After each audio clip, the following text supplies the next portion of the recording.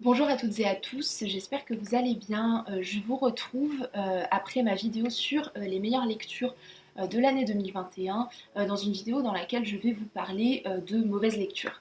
Voilà, ou plutôt de lectures décevantes pour un petit peu nuancer, parce que il n'y a aucune lecture que j'ai fait cette année qui était foncièrement mauvaise, ou qui était à jeter à la poubelle, hein. Rien n'était catastrophique, loin de là. Mais il y a quelques lectures que j'ai trouvées décevantes, voilà, que je pensais qui allaient me plaire et finalement ne m'ont pas plu du tout. Voilà, je vais vous parler de 5 livres qui ne m'ont pas plu pour diverses raisons.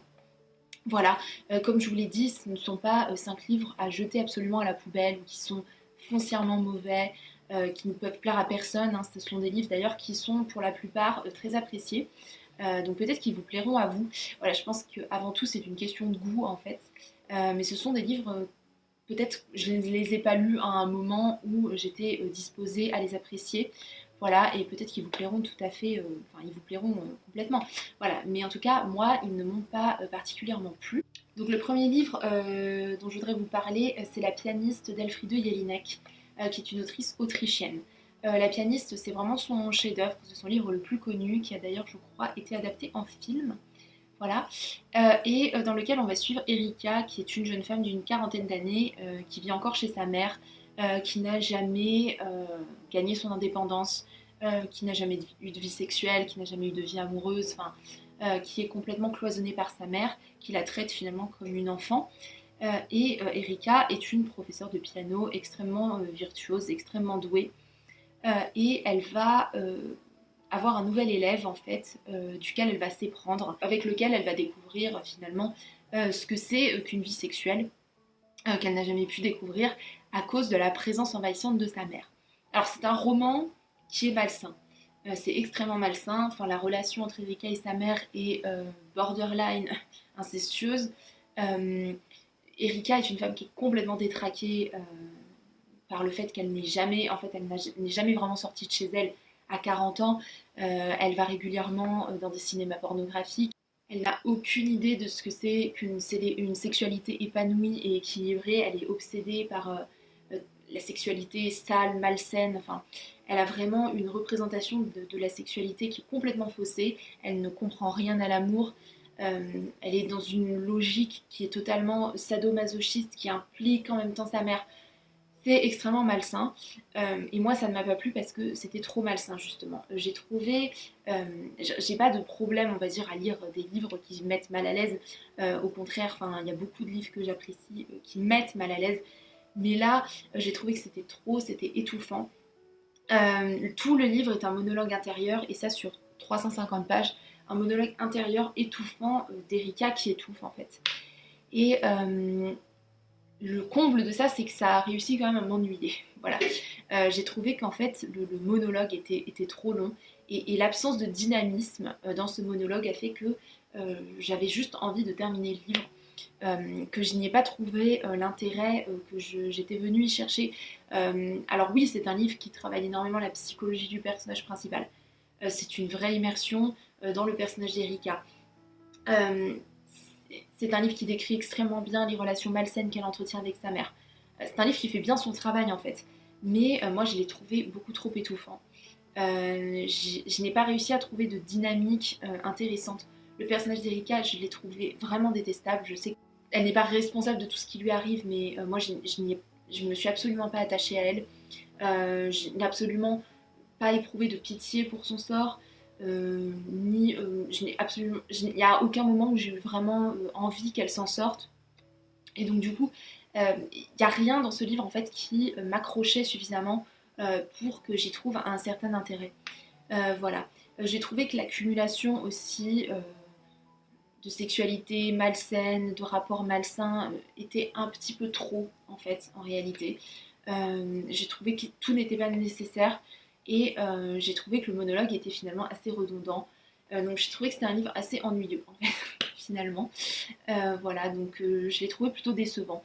Après, je pense pas que ce soit un mauvais livre, encore une fois, l'autrice fait très bien son travail, mais je pense juste que ce n'était pas un livre qui était fait pour moi à la base. Et je ne l'ai pas lu à un moment, je l'ai lu à un moment où j'avais besoin de me détendre en fait. Et c'est absolument pas un livre détendant. Donc peut-être que si je l'avais lu à une autre période, j'y aurais trouvé de l'intérêt. Mais là, du coup, pour moi, c'est un livre vraiment à oublier. Ensuite, je vous parle du premier tome du Sang des promesses de Wajdi Mouawad, qui est une saga que j'ai lue cette année du coup en intégralité. C'est donc le premier tome, Littoral, que j'ai trouvé très décevant par rapport aux trois autres en fait. C'est une saga que je veux lire depuis très longtemps. Parce que j'avais lu Anima en 2020 de Wajdi Mouawad qui m'avait beaucoup plu et parce que de manière générale ça fait des années que j'entends parler de cet auteur qui est quand même réputé pour être un des dramaturges contemporains les plus célèbres et les plus reconnus. Voilà. Euh, donc Le Sang des promesses, c'est une tétralogie qui traite de sang et de promesses, j'allais dire, de liens familiaux. Les personnages principaux sont généralement en quête d'une histoire familiale, en quête d'un secret familial. En tout cas, dans les trois premiers tomes, le quatrième est un petit peu à part, mais dans les trois premiers tomes, on suit un personnage qui cherche un petit peu ses racines. Donc ici, on suit Wilfried qui cherche en fait à enterrer son père. Son père est décédé et en fait Wilfried se balade en fait, avec le cadavre de son père pour lui chercher un tombeau, pour lui chercher une terre dans laquelle l'enterrer. L'intérêt principal en fait c'est que Wilfried ne connaît pas son père. Donc il se trimballe le cadavre de son père inconnu et il cherche à l'enterrer dans le pays natal de son père, donc pour opérer un certain retour aux origines. Ce qui ne m'a pas plu dans ce livre, en fait, c'est l'aspect comique. Alors, je n'ai rien contre le comique, même si c'est pas du tout ma tonalité préférée. J'ai vraiment du mal avec les œuvres comiques, de manière générale. Alors ici, c'est pas un comique farcesque, en fait, c'est une comédie noire. Alors j'aime beaucoup les comédies noires pour le coup, mais là, en fait, c'est une comédie noire qui tourne vers le farcesque. Et les personnages, en fait, le problème, c'est que les personnages sont complètement absurdes. Et j'ai vraiment du mal avec les personnages qui sont tournés en dérision au point d'être complètement et totalement absurdes. Euh, Au point où leur seul trait de caractère, en fait, c'est d'être drôle et c'est de n'avoir aucun sens. Donc j'ai vraiment énormément de mal avec ce genre de pièce. Alors je sais que l'absurde c'est tout un genre théâtral évidemment qui est reconnu. Alors c'est loin d'être mon préféré, mais enfin, quand je lis une pièce sur l'absurde et que je sais que c'est absurde, enfin je sais ce que je vais chercher en fait et je sais dans quoi je me plonge. Là, je m'attendais absolument pas à cette tonalité et du coup, ça m'a complètement sorti de la pièce et j'y ai trouvé vraiment un intérêt très limité. Parce que c'est une pièce qui traite de sujets sérieux et je trouve que l'aspect farcesque en fait finalement décrédibilise totalement l'aspect sérieux, même si oui enfin, je sais que le comique évidemment peut aider à faire passer des messages, peut aider à transmettre des thématiques sérieuses, mais là j'ai trouvé qu'au contraire ça décrédibilisait totalement. Voilà, on avait juste un personnage qui trimballe le cadavre de son père, qui rencontre des personnages complètement absurdes, euh, avec des dialogues qui, finalement qui n'ont pas vraiment de sens, parce que les personnages se parlent sans vraiment communiquer. Enfin, ça m'a complètement sorti et du coup ça m'a beaucoup déçue parce que je m'attendais vraiment à des pièces assez intenses et d'ailleurs pour avoir lu la suite de Sang des promesses, les autres pièces sont pas du tout dans cette tonalité, ce que du coup j'ai trouvé complètement dommage que le premier tome soit justement dans cette absurdité totale. Euh, enfin, Incendie, qui est la plus réputée, ou Forêt, que j'ai adoré, n'ont pas du tout cette tonalité. Et c'est du coup des pièces que j'ai beaucoup plus appréciées, où je me suis beaucoup plus attachée au personnage, où j'ai vraiment compris l'intérêt qu'il y avait derrière, où il y avait du suspense, où il y avait une représentation du Liban, où il y avait toute une réflexion sur la guerre, sur sur les liens de la famille, voire sur des thématiques vraiment violentes comme le viol, la violence, la torture. Là, non. Voilà. Donc j'ai pas trop. Enfin, je trouve vraiment que cette pièce. Enfin, on dit souvent que la dernière Ciel est très à part par rapport aux trois autres, mais moi j'ai trouvé que celle-ci était vraiment beaucoup plus à part que les autres par cette tonalité comique qui, je trouve, en fait, n'avait pas lieu d'être dans ce genre de pièce. Voilà. Donc, encore une fois, Le Sang des promesses, je vous le conseille hein, de manière générale parce que c'est vraiment une saga théâtrale extrêmement connue, représentative de notre époque contemporaine. Enfin, c'est à lire. Mais je préfère vous prévenir juste que celui-ci, enfin moi j'ai trouvé qu'il ne répondait pas à mes attentes. Voilà. Donc lisez-le, mais lisez surtout la suite, qui est vraiment, je trouve qu'Incendie et Forêt, par exemple, font vraiment tout l'intérêt de la tétralogie, voilà. Mais Littoral, bon, moi ça s'est pas trop passé, voilà. Ensuite, je vous parle d'un recueil de poèmes, Capitale de la douleur, de Paul Éluard, qui a été une lecture vraiment décevante parce que je m'attendais à beaucoup mieux. Moi, j'avais lu Paul Éluard avec les mains libres quand j'étais en terminale, puisque c'était au programme de littérature. Et j'avais beaucoup aimé les mains libres, j'avais adoré même, c'était vraiment une très bonne lecture. Alors après, étudier une œuvre en classe, ça rend toujours, je trouve, le texte intéressant, même si à la lecture, ça nous avait pas plu. Mais moi, j'avais vraiment adoré étudier les mains libres. J'avais trouvé que c'était une œuvre vraiment puissante, avec les dessins de Man Ray. Il y avait tout un rapport, toute une communication entre les dessins et les poèmes. Ça m'avait vraiment touchée. Et c'était ma première œuvre surréaliste. Donc c'est grâce à ça que j'avais découvert le surréalisme. Ça m'avait vraiment, vraiment beaucoup plu. Et Capitale de la douleur, j'ai trouvé que c'était extrêmement froid, extrêmement plat. Que la poésie n'était absolument pas évocatrice en réalité. Les phrases étaient. Enfin, je dis pas que Paul Éluard écrit mal, hein, ne me faites pas dire ce que j'ai pas dit, hein, loin de là. Mais parfois j'ai trouvé que c'était pauvre en fait. Le style était pauvre. Voilà, c'est un peu dur ce que je dis et j'ai conscience que, évidemment, je ne suis absolument personne pour critiquer le style de Paul Éluard. Mais moi, ça m'a donné une impression de froideur et de pauvreté dans le style qui a fait que je n'ai pas réussi à être transportée par les poèmes. J'ai trouvé qu'il n'y avait absolument rien d'évocateur, que tout était déjà dit en fait. Et moi, la poésie que j'aime, c'est une poésie où tout n'est pas dit par le sens littéral des termes, par le sens littéral des vers, où la poésie vous amène à d'autres images, où les vers ont plusieurs sens, où elles stimulent votre imagination, où elles vous transportent. Et là, j'ai pas du tout été transportée. J'ai même peiné à le finir. Je le lisais en parallèle de d'autres livres, mais j'ai dû mettre un mois à le terminer. J'y retournais sans grande conviction.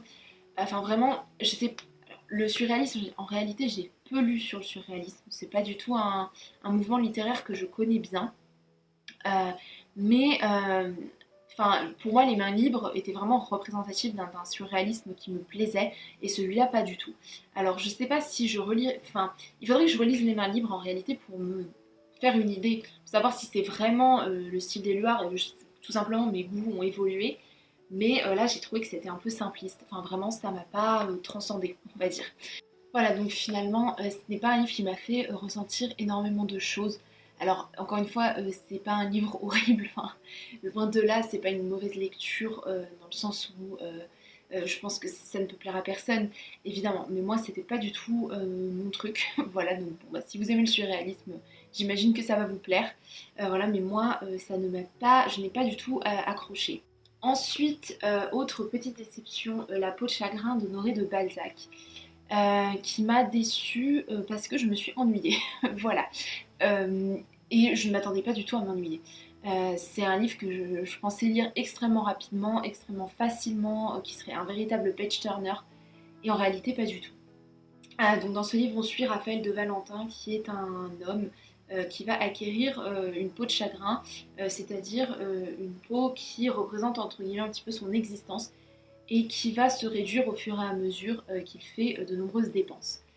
Euh, c'est un livre qui est parasité, je trouve, par tout le milieu, qui est très long, qui est un énorme récit qui a peu, finalement, dont on trouve peu de rapport avec le centre de l'histoire, et qui prend vraiment une centaine de pages.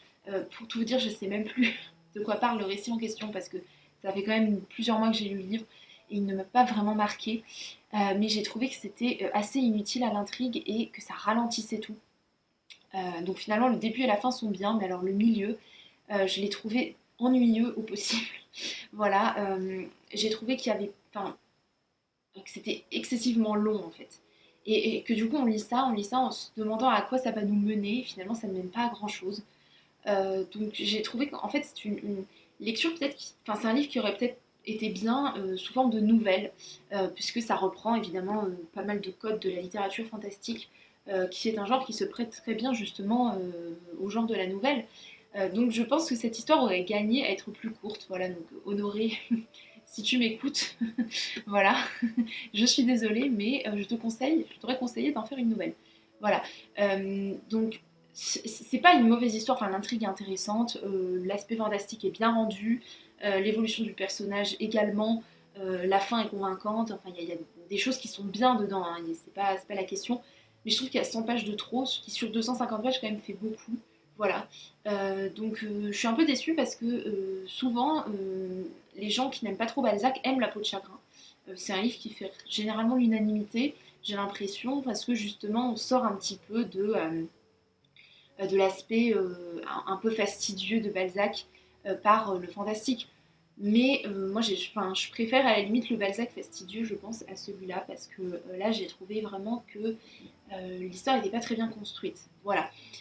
Donc pareil, pas une mauvaise lecture en soi, il y a des bonnes choses, mais décevante par rapport à ce que j'en attendais. Et enfin, ça me fait un peu de peine de dire ça, parce que déjà c'est un livre qui est au programme de l'agrégation, donc c'est quand même toujours un peu dommage d'être déçu par des livres qu'on doit scoltiner pendant un an. Et ensuite parce que c'est un livre que j'avais envie de lire depuis très longtemps, et du coup, quand on attend des années avant de lire un livre et qu'on le lit finalement et qu'on est déçu, bah, on est toujours un petit peu triste, voilà. Donc c'est La Nouvelle Héloïse de Rousseau. Alors, ce livre énorme de 800 pages voilà, est un roman épistolaire dans lequel on suit les échanges entre Saint-Preux et sa petite protégée Julie d'Étanges. Donc Saint-Preux est le précepteur de Julie. Les deux sont évidemment amoureux, mais leur amour est voué à l'échec puisqu'ils ne peuvent se marier. Et Julie va d'ailleurs finalement épouser un autre homme. Et c'est 800 pages d'amour contrarié, d'amour distancié, 800 pages dans lesquelles on retrouve un petit peu tout ce qui, tous les centres d'intérêt de l'auteur. Voilà, je ne sais pas si vous êtes familier ou familière à la littérature rousseauiste, mais Rousseau avait un petit peu des obsessions, des thèmes de prédilection, l'éducation, la vie sociale, le rapport entre vie sociale et vie naturelle, l'amour propre, le rapport à la pitié, voilà, toutes des questions et des thèmes philosophiques qui reviennent en fait assez fréquemment dans ses œuvres et qu'on retrouve en fait dans la Nouvelle Héloïse. Enfin, pour le coup, je ne sais pas s'il y a œuvre plus rousseauiste que la Nouvelle Héloïse, mais ça réunit vraiment, enfin moi, tout ce que j'ai lu de Rousseau, je l'ai retrouvé là-dedans. Donc si vous cherchez une œuvre qui est représentative de l'auteur, n'hésitez pas. Voilà, ça vous pouvez être sûr que vous allez trouver ce qui vous intéresse dedans. C'est trop long. Alors, je n'ai rien contre les pavés, hein. Moi je lis des livres qui font plus de 1000 pages sans problème si les livres en question sont intéressants. Là, j'ai trouvé vraiment que c'était trop long. Enfin, moi, je me suis ennuyée en fait pendant la majorité de ma lecture. D'ailleurs, je suis en train de le relire pour la Greg et c'est toujours aussi ennuyeux, malheureusement. Même si, bon, maintenant, avec les cours qu'on a eus, j'ai des clés de lecture qui sont un petit peu plus. Enfin, qui me permettent de davantage rentrer dans l'œuvre. Mais enfin, c'est quand même. C'est quand même assez fastidieux. Euh, je trouve qu'il y a énormément de lettres en fait qui auraient gagné à être plus courtes, à être plus concises. Alors, je sais que un livre, ce qui fait son intérêt, c'est sa totalité. Et évidemment, il y a beaucoup de lettres qui sont très longues, qui ont des intérêts philosophiques et d'observation intéressants. On a notamment tout un portrait de la vie parisienne, on a un portrait de la Suisse, on a un portrait de la petite communauté de Clarins. On a énormément de choses qui sont très intéressantes pour des micro-lectures, mais dans l'ensemble, je trouve que c'est un livre qui n'avance pas trop en réalité. Euh, je pense que si enfin, je trouve que l'histoire d'amour entre Saint-Preux et Julie est très belle et en fait c'est ce que je préfère dans le livre et je trouve que le livre s'éparpille trop souvent en fait à raconter des choses qui ont peu de rapport finalement avec les deux personnages. Alors je sais, oui, c'est pas juste une histoire d'amour, mais moi enfin, je trouve que ce qui est le plus intéressant dans l'histoire est un petit peu laissé de côté de temps en temps pour des descriptions vraiment fastidieuses d'une, enfin, de la vie de l'époque qui est pas inintéressante, mais moi j'ai trouvé que c'était trop. Voilà. J'ai trouvé que 800 pages là-dessus, c'était trop long. Voilà. Ça m'a pas su. Enfin, en fait, les thématiques qui sont traitées par Rousseau ne m'intéressent pas suffisamment pour que je sois captivée pendant 800 pages. En fait, je pense que c'est surtout ça le truc. Si vous êtes intéressé par ces thématiques, oui, les 800 pages, elles vont passer vite. Mais moi, ça m'intéresse pas suffisamment pour que pendant 800 pages, je sois accrochée à mon livre et que j'y trouve de l'intérêt, quoi. Ceci dit, je suis contente de l'avoir lu quand même parce que au XVIIIe siècle, il n'y a pas beaucoup de très grands romans emblématiques. Je les avais quasiment tous lus, ceux qu'il y avait. Donc j'avais lu Les Liaisons Dangereuses, Les Lettres persanes, Jacques le Fataliste, pardon, qui sont enfin, pour moi parmi des grands romans du XVIIIe, qui est d'ailleurs un siècle où le roman épistolaire tient comme une place assez importante. Et donc je suis contente d'avoir enfin lu La Nouvelle Héloïse quand même, voilà, qui est une œuvre majeure de la littérature rousseauiste et de la littérature française. Malgré ça, ça m'a pas autant intéressée que j'aurais voulu. Je suis un peu, en fait, toutes les lectures là dont je vous parle, c'est vraiment des lectures où j'étais enthousiaste à l'idée de les lire. Qui m'intéressaient vraiment. Et à chaque fois que je suis rentrée dedans, en fait, ça m'a déçue. J'ai trouvé ça décevant. Voilà, je pense que le titre de la vidéo résume bien mes impressions. Voilà, c'est pas des mauvais livres en fait. C'est juste des livres qui sont pas faits pour moi, je pense. Et que j'ai pas lu à un moment où j'étais prédisposée à les lire et à un moment où ils étaient susceptibles de me plaire. Voilà, donc il n'y a aucun livre ici que je vous déconseille absolument, que j'ai trouvé catastrophique, mais c'est vraiment des livres qui n'étaient pas faits pour moi. Voilà, et donc La Nouvelle Héloïse en fait partie. Voilà, c'est tout pour cette vidéo, j'espère qu'elle vous aura plu. N'hésitez pas à me dire si vous avez été déçus ou catastrophé par des livres, hein. Peut-être que vous avez eu des très très mauvaises lectures, ce qui n'est pas trop mon cas, et j'ai l'impression depuis plusieurs années que ce n'est pas trop mon cas parce que je pense que j'arrive bien maintenant à cerner à peu près mes envies sur le moment. Alors évidemment ça n'empêche pas, parfois on a des attentes, enfin, la preuve, on a des attentes sur des livres qui sont décevantes, qui ne sont pas remplies, mais dans l'ensemble j'arrive de plus en plus à cerner un petit peu ce que j'ai envie à tel moment. J'arrive de plus en plus à cerner ce qui me plaît et donc à tout simplement ne pas lire des livres. Voilà, donc je sais qu'ils ne vont pas me plaire, ne pas perdre de temps à lire des livres juste pour le plaisir de les lire, alors qu'ils ne me plaisent pas particulièrement. Voilà, donc je pense que c'est pour ça que je fais assez rarement de lectures vraiment horribles, quoi, bon, très très mauvaises. Voilà. Mais bon, il y a toujours des livres, évidemment, on ne peut pas toujours avoir des expériences de lecture satisfaisantes. Voilà, donc voilà les livres voilà, qui m'ont déçu cette année. Peut-être que c'est votre cas aussi, je ne sais pas si vous les avez lus et ce que vous en avez pensé. Je sais que pour beaucoup, c'est des livres qui sont très appréciés, notamment Paul Éluard est quand même un des poètes, je pense, les plus populaires. Pareil pour La peau de chagrin, c'est généralement une œuvre de Balzac qui est plutôt appréciée. Voilà, je ne sais pas si vous les avez lus et ce que vous en avez pensé. N'hésitez pas à me le dire en commentaire et je vous dis à bientôt pour une prochaine vidéo.